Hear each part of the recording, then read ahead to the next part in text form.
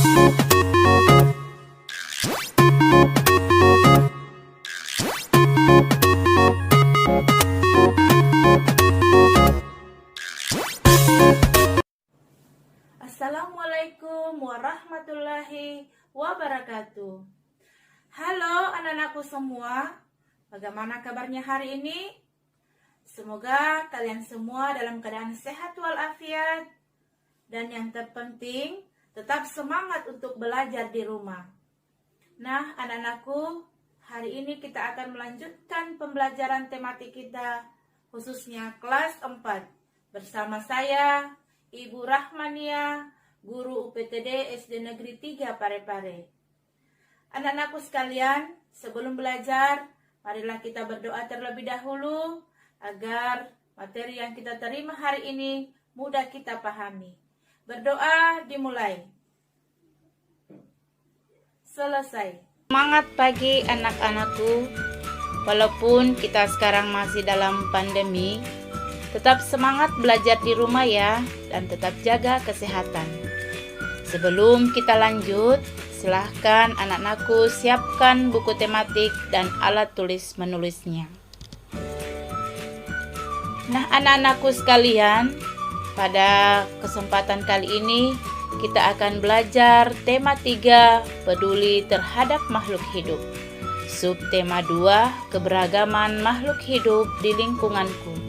Pembelajaran 1. Adapun tujuan pembelajaran kita pada hari ini, yang pertama, anak-anakku mampu membuat pertanyaan tertulis menggunakan kosakata baku dan kalimat efektif untuk persiapan wawancara. Yang kedua, anak-anakku mampu mengidentifikasi pentingnya peran hewan sebagai sumber daya alam dalam menjaga keseimbangan alam. Yang ketiga, anak-anakku mampu membuat poster tentang upaya pelestarian hewan sebagai sumber daya alam dengan kepedulian yang tinggi. Nah anak-anak, selain tumbuhan, hewan juga merupakan sumber daya alam yang perlu terus dijaga keseimbangan dan kelestariannya. Jika tidak, maka hewan-hewan tersebut akan menjadi langka dan punah, seperti yang terjadi pada burung cendrawasih. Ayo kita cari tahu lebih lanjut. Mari kita sama-sama mengamati.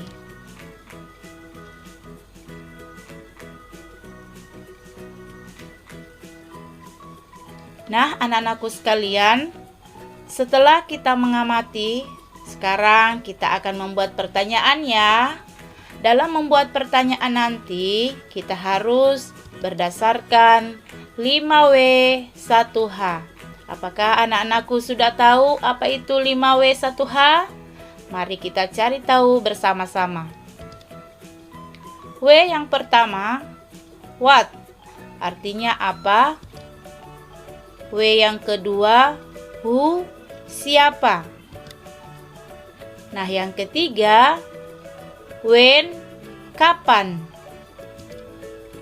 W yang keempat, where, di mana. W yang kelima, why, mengapa. Dan yang terakhir adalah how, bagaimana. Sekarang anak-anakku perhatikan contoh kalimat pertanyaan berikut ya. Apa makanan burung cendrawasih? Dari mana asal burung cendrawasih? Mengapa burung cendrawasih disebut hewan langka? Bagaimana cara melestarikan burung cendrawasih? Untuk menambah wawasan kita tentang burung cendrawasih, mari kita simak cerita berikut ini. Pada cerita burung cendrawasih terdapat 6 paragraf.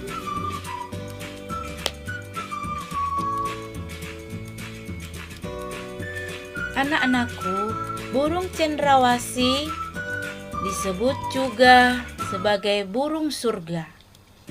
Burung yang menjadi maskot Papua ini memiliki warna bulu yang indah. Bahkan kabarnya karena keindahannya itu juga burung ini jarang turun ke tanah, lebih sering terbang dan hinggap di dahan pohon.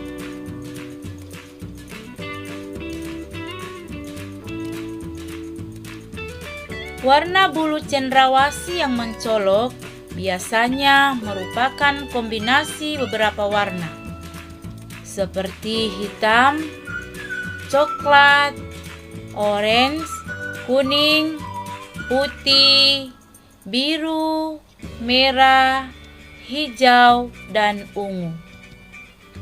Burung ini semakin molek dengan keberadaan bulu memanjang dan unik yang tumbuh dari paruh, sayap, atau kepalanya. Nah, anak-anakku, warna yang bermacam-macam menjadi salah satu penanda untuk mengelompokkan jenis mereka. Habitat aslinya di hutan-hutan lebat, yang umumnya terletak di daerah dataran rendah dan hanya dapat ditemukan di Indonesia bagian timur. Burung cendrawasih matikawat adalah jenis yang menjadi identitas Provinsi Papua. Masyarakat di Papua sering menggunakan bulu cendrawasih sebagai pelengkap atau hiasan dalam pakaian adat mereka. Keberadaan burung cendrawasih kian lama kian terancam. Perburuan dan penangkapan liar serta kerusakan habitat menjadi beberapa penyebab utama. Bulu cendrawasih juga diperdagangkan, digunakan sebagai penghias topi wanita di Eropa. Tapi kini burung cantik ini menjadi jenis satwa yang dilindungi. Beberapa jenis cendrawasih yang masuk dalam daftar dilindungi antara lain cendrawasih kuning kecil, cendrawasih botak, cendrawasih raja, cendrawasih merah, dan cendrawasih to'owa.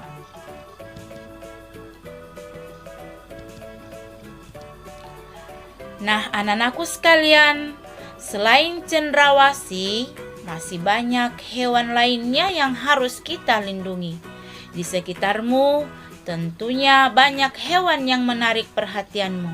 Ayo, kita belajar lebih banyak mengenai hewan.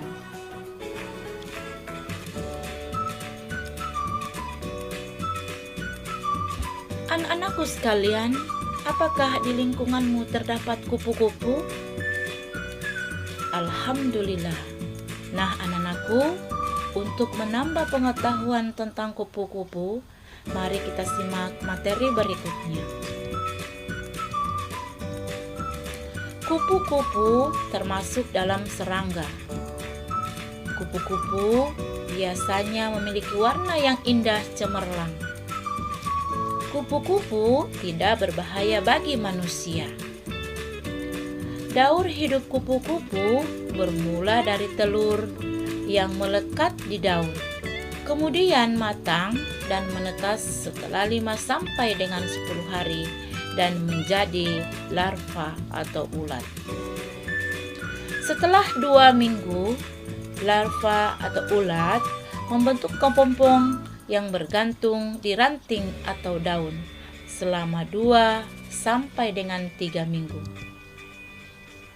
Setelah beberapa waktu, kupu-kupu dewasa keluar dari kepompong. Nah, anak-anakku, untuk lebih jelasnya, perhatikan daur kupu-kupu berikut ini.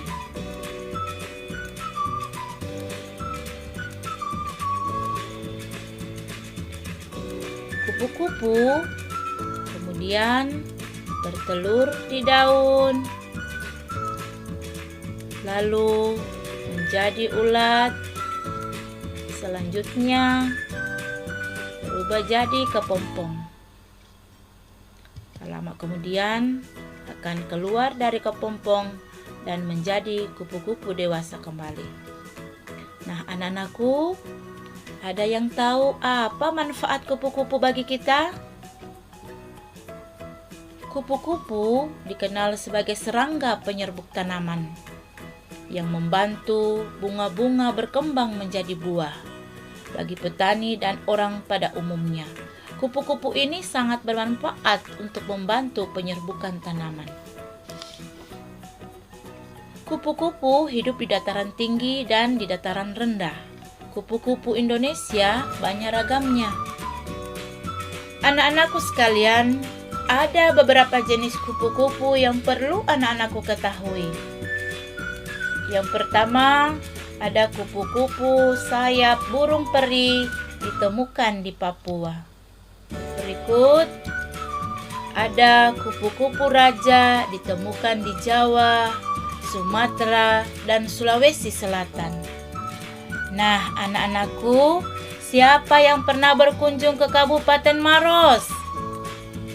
Tempat wisata mana saja yang pernah anak-anakku kunjungi? Pernahkah anak-anakku berkunjung ke Bantimurung? Ya, yang pernah berkunjung ke sana, selain bermain dan mandi di sekitar air terjun, mungkin juga anak-anakku ada yang berkunjung di lokasi kupu-kupu. Di sana, anak-anakku bisa melihat langsung kupu-kupu raja tersebut. Bahkan, pernak-pernik perhiasan kupu-kupu raja banyak dijual di lokasi wisata tersebut. Selanjutnya, ada kupu-kupu dragon yang ditemukan di Kalimantan. Nah, sekarang ibu mau bertanya, siapa yang suka memelihara hewan? Nah, di antara anak-anakku, ada yang suka memelihara ayam, burung, ikan, dan masih banyak hewan lain. Apakah anak-anakku tahu cara merawat hewan peliharaan?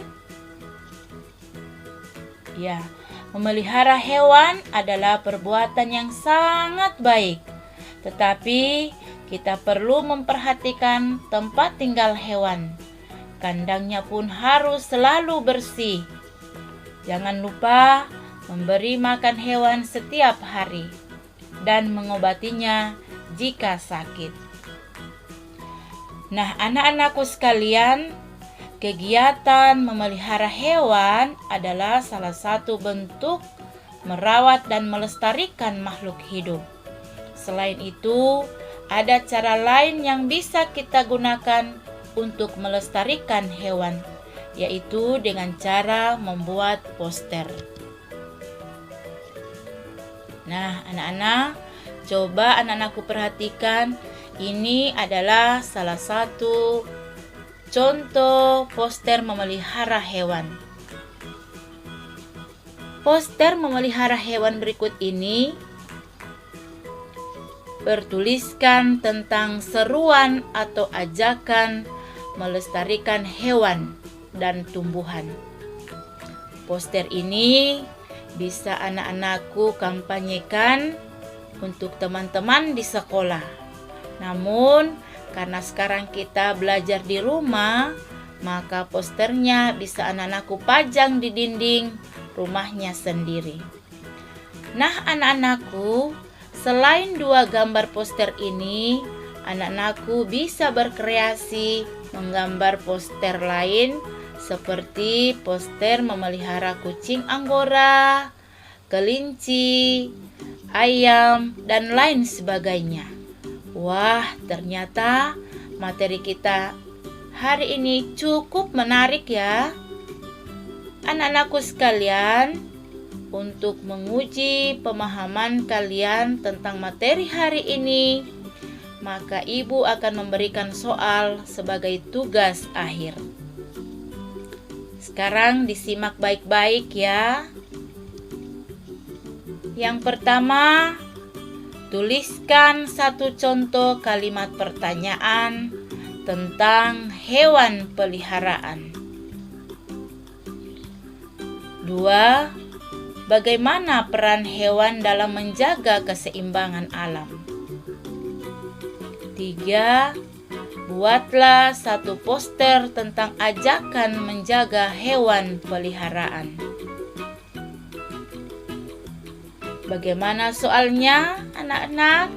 Pasti mudah, bukan?